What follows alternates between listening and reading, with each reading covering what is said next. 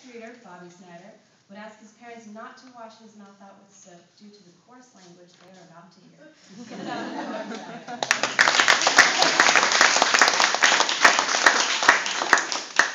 Hey. I'm going to be reading an excerpt entitled Restaurant Rotting. It's in the book, and it's in my thesis, which is called Minimum Wage.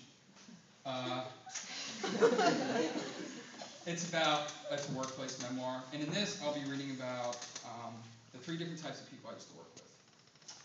There was a giant set of older women who all disliked one another. On the weekends, they would go for cocktails together, gossiping about work, and then come back hating each other on Mondays. To gain support for their disgust, they would pick out younger workers and work their feelings towards whomever they were upset with at that moment.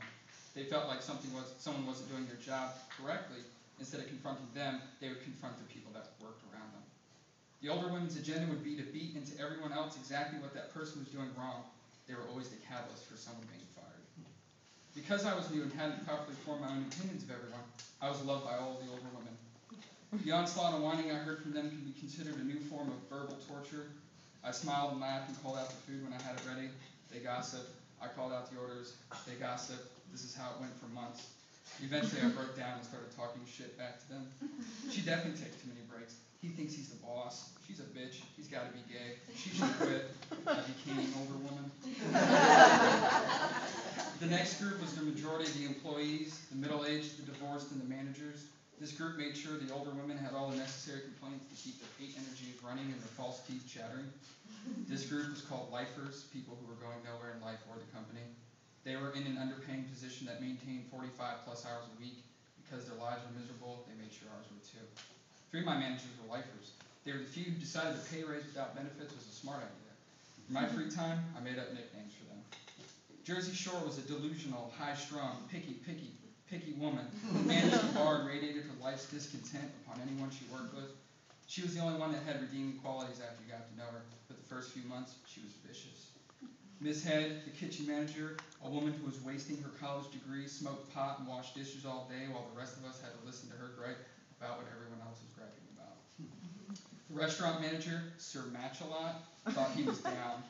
He associated himself with us just enough to know how to speak to the younger and older crowds without us giving him disapproval.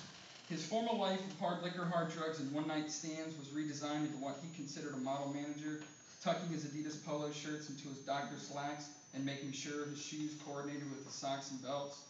He showed his face twice a day to get coffee and yell, "There's a new memo, read it, sign it."